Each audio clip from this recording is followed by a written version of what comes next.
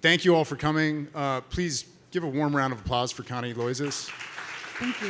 who is so gracious to join us today, getting on a flight back to the West Coast later today, so really glad she could squeeze us in because it's fantastic to have her on stage. Thank you for having me. It's really a privilege to be here, and it's really fun to see all these reporters and editors whose work I read religiously, and so thank you. Yeah. So TechCrunch, in some ways, needs no introduction. I think everybody here reads it probably, if not every day, then certainly weekly. It has been such a big part of the startup and venture community since inception. And I think a lot of companies probably don't feel like they've really made it until they have, their TechCrunch article. But before we get into all of your work and background at TechCrunch, I actually want to start with Strictly VC, because I think maybe some people actually know you better from Strictly VC, and some people may not have a great understanding of what that brand and that business is, because you were actually building that in tandem with your journalism career and with your work at TechCrunch. And I think you've built an incredible community there, an incredible business and journalism brand. So I would love to hear about why you built Strictly VC and how that's kind of threaded into your work over the years. Thank you. Let's see. I got into publishing first right out of college. I moved to LA, and I spent a few years there. And then I decided I didn't love LA. And I had a friend from Ohio, where I'd grown up, who moved to San Francisco and was working for Yahoo, and said, "Oh, there's this great outlet you should apply for. It's really hot, called the Red Herring." And so I flipped to San Francisco, got that job, and it started my career in Silicon Valley. And I went on to work for a number of other outlets: Dow Jones, Time Inc., the San Jose Mercury News, and then Thomson Reuters. And I was at Thomson Reuters for a number of years, actually working with Dan Primack, who I love. And Dan had a long-standing newsletter product inside of Thomson Reuters, and Fortune poached him. And once he left, that newsletter product, which I was helping with, had become sort of like more and more PE focused. And there were so many days where I just thought, this is just not relevant to half of our audience, at least.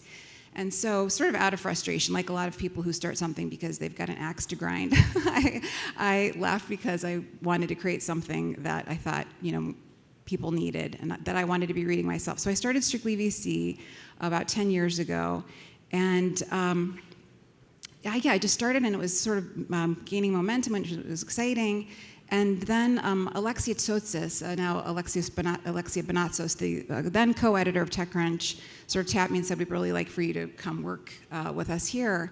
And I wasn't really that excited about it because, like you, I liked sort of having my own business, and I didn't really ever want to work for anybody again. But everybody at TechCrunch was amazing and supportive, and it's a very entrepreneurial culture. And they said, "You know what, if you want to just keep this thing going and run it alongside whatever work you're doing for us, that's fine." And so that was actually the arrangement for many years, and it was great.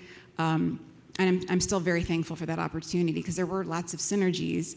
And then eventually last year, the head of Yahoo, Jim Lanzone, and Yahoo owns TechCrunch, called me up and said, "I love Strictly VC. I love the community you've built. I also love your work in TechCrunch, and I would like for you to run both of them, essentially, and we want to acquire Strictly VC." So that's sort of how that whole thing came about.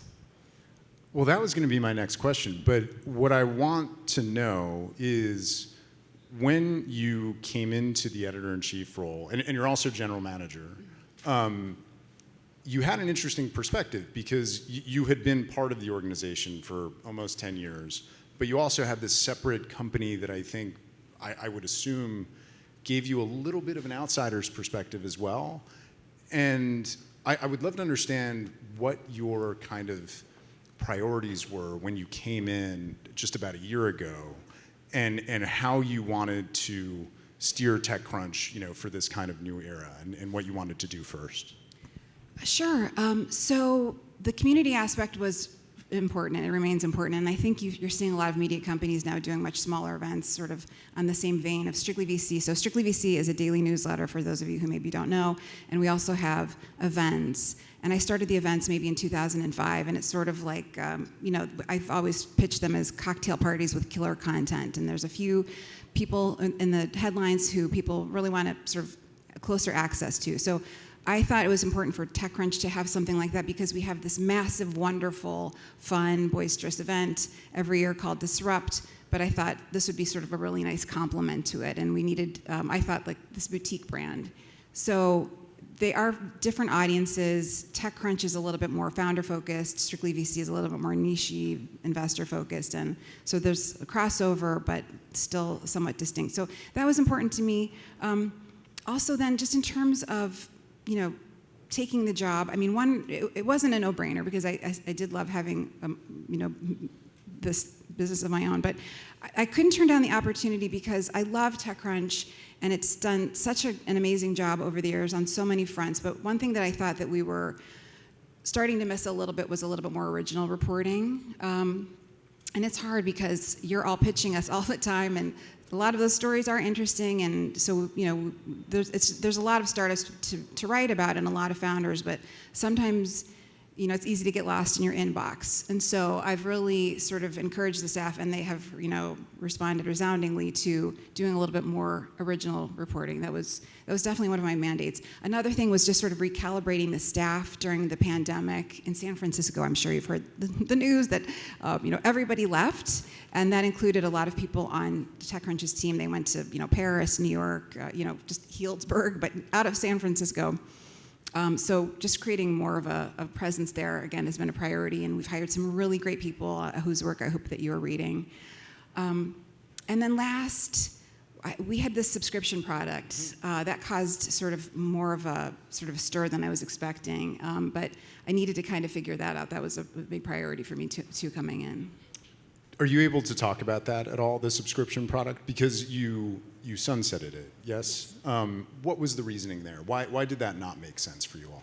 So that was a hard decision, and we've definitely not sworn off subscription products altogether. It was sort of a case where TechCrunch has had a number of parent companies over the years, and 2 parent companies ago, it was the case that somebody said, everybody across all these properties has to sort of throw up a subscription product, and we did that overnight, and I think we did a great job. But by sheer dint of how it kind of came together, it was a little bit of a mishmash, and so we had how-to information, but it was also exclusively where you could find our climate and our crypto coverage, and so the value proposition was a little bit tough, and also, again, by sheer dint of how it was created, it was costing us quite a lot of money, and so I just knew that there was going to be a much more effective way to do this. And TechCrunch packs a punch considering the size of the staff, and I felt it was really important for everybody to kind of be rowing their boats in the same direction, and it's been sort of a little bit less friction on the team for us all to be working on this front of paywall product, which finally is a little bit of counter-programming because everybody now has their content behind a website, behind a paywall. So I thought this is an opportunity for us to sort of get our ducks in the row just ahead of hopefully, the market swinging back and advertising coming back. And I think actually it seems like that strategy is working. Yeah. What is, in your view, kind of the ideal TechCrunch story these days? I think a lot of folks historically think of TechCrunch, they think of funding announcements, and I'm sure that still has a place. But what is kind of the identity of TechCrunch within the realm of tech journalism, in your view, going forward? Yeah, I think covering startups is always going to be our bread and butter. And I think to your earlier point, I think it is really still a rite of passage for companies, and that's something that we don't take for granted. I'm so thankful that we are in that position. I know my colleagues are as well. That said, I think, again, original reporting, a little bit more focus on people-focused stories. I think when you are covering startups, you can get kind of lost in the tech, and as Dan Primack mentioned earlier, sometimes the tech can be really boring. So one way I would tell you all to sort of think about pitching is really to focus on people. Stories about people really travel. I mean, of course, famous people travel farther, but if you can find just an angle, if you do have a client whose company is, a boring enterprise SaaS type business, if you can find something compelling about that founder story or that team, that's really the way that I would pitch that. And that's sort of, that's what resonates with us when we're looking at our, inboxes or when we're talking with people. And so we're kind of a little bit more focused on people over as much product. That's interesting. So characters, personalities, folks who can really add meat, pizzazz to a story and that the audience can kind of latch onto as individual characters. In terms of the business going forward, where are your priorities? Is it kind of a mix of obviously the kind of standard ahead of the paywall journalism that you all do, ad-supported events, you have podcasts. Is that the pie? Are there other things that you're thinking about exploring? Do you want to expand the events business? I would love to just understand, kind of the revenue drivers and what you're concentrating on. Yeah, a lot of it is sort of TBD. I mean, we have a lot of ideas, especially for the second half of 2025. I think right now we just feel like the lines are going in the right direction. Readership is growing, ad sales are growing. We just came off of a really successful Disrupt where we had more than 10,000 people and lots of great coverage, and it was just a really, really great event. We are going to host a number of Strictly VC events. I just had one here in New York a few days ago with Mark Laurie of Jet.com and now Wonder, who's a really interesting guy, and Bryn Putnam, who founded the company Mirror, that fitness startup, and who, by the way, is starting another company. She wouldn't tell me as much as I would have liked to know about it. But so more events. We are also interested in some things that we don't do currently. So again, we're interested in subscription products. We're exploring those. Sort of relatedly, we are interested in, we'd gotten rid of contributed pieces.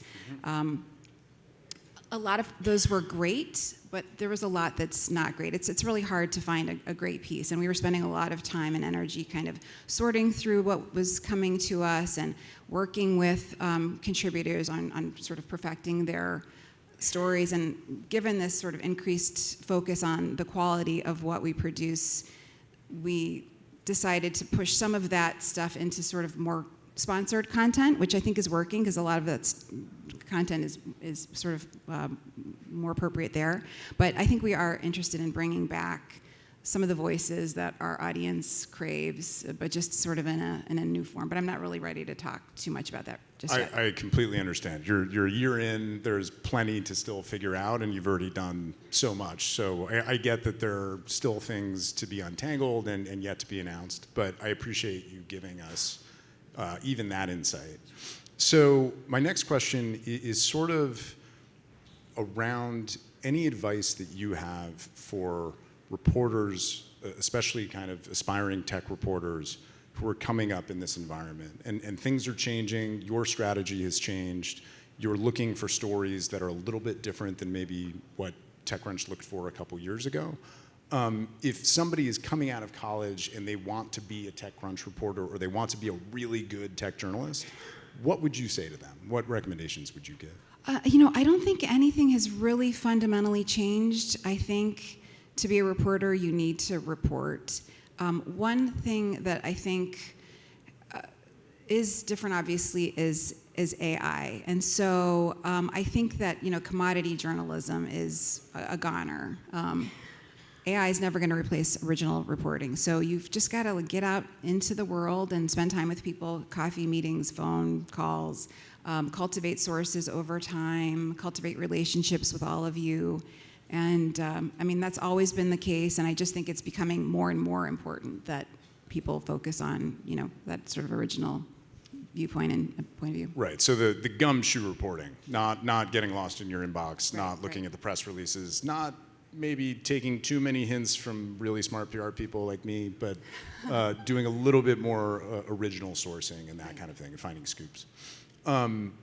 what do you think the future holds for tech journalism in general? Like, how do you view TechCrunch's role in terms of the broader ascendance of tech? Obviously, I think certainly in this presidential election, it has come to the forefront of, I think, the national conversation. Companies like OpenAI are really arguably becoming the power centers of the world, maybe. And it's not like it was, in 2005, when this was kind of a fun little industry and almost niche. How do you think about TechCrunch's role in that context going forward? I think it's such an exciting opportunity, honestly. I mean, when I got into this business, it was before 2005, at the Red Herring in the late 90s, and it was teeny tiny, and it was very male-dominated, and it was very much a cottage industry. And so the fact that it's taking over the world now is just kind of mind-blowing. I mean, I think I'd read recently that private market assets are doubling the growth rate of public market assets, and there's going to be something like $65 trillion in private market assets by 2032, if I'm remembering correctly. So it's really exciting. And to your point, yeah, I mean, we've got the private companies are on a scale that we've never seen before. OpenAI at $157 billion valuation. You have SpaceX, which is reportedly trading secondary shares at a $250 billion valuation. Also, it's just, pretty wild to me that these VCs who we've been following and had at our events and know fairly well are suddenly actually shaping the U.S. government in real time. I mean, the fact that these guys are sort of at the center of global geopolitics is pretty crazy. So it's exciting. Our sort of remit has just grown, and the opportunity for us to cover things is ballooning. And I think we couldn't be sort of better positioned. I mean, we've always covered innovation at every stage, meaning, from two-person startups through groups inside of, big companies like Meta and Amazon. But we are very well known for covering the business of technology at private companies and the players behind it. So I think we're really well positioned. Yeah, and you make a good point. It's not just about tech. As you mentioned, it's about private assets. It's about this entire world that the public cannot access, and about which information is often very hard to come by. Yet its importance within the global economy, within finance, has grown exponentially over the last 2 decades. So it's also you all playing that role in kind of illuminating that asset class as well. Quick question. What are your dream interviews or dream stories? Anybody you would love to get on stage at Disrupt who you haven't been able to get, or any kind of deep stories that you would love to do? Gosh, well, I will say one of my favorite people to interview is Sam Altman. We've talked a little bit. You heard Dan and Alex talking about this. Being able to, reporters respond to the same things that VCs respond to, which is the same things that potential employees respond to, which is great storytelling. And so somebody like Sam, who, could sell, ice to an Eskimo, is so fun to talk with, because there's a lot of people in this industry that do have big egos that are sort of somewhat dry, somewhat cerebral, somewhat self-promotional. So that is a little bit tough. I don't know. I mean, I don't know that there's anybody that springs to mind who I haven't been able to talk with, who I'd love to. I mean, it's such a privileged position to get to talk to the people that we do get to talk to. One of my favorite interviews, which was sort of random, was getting to talk to Conan O'Brien a few years ago. I've been a super fan since I was a kid, and he was amazing and made it so easy. I was terrified, and it was In what it was context a highlight. was that? Is he investing? Actually, he's an amazing business person. He had started up his own, Team Coco company after getting sort of elbowed out of the late night show, and he grew it, and I think he sold it to Sirius for something like, after I talked to him, but he was already building up this podcast empire at the time, and I kind of wanted to talk to him as an entrepreneur, and I think he sold it for, $100 million plus to Sirius soon after. I had no idea that Conan was also a titan of tech Yeah. and media.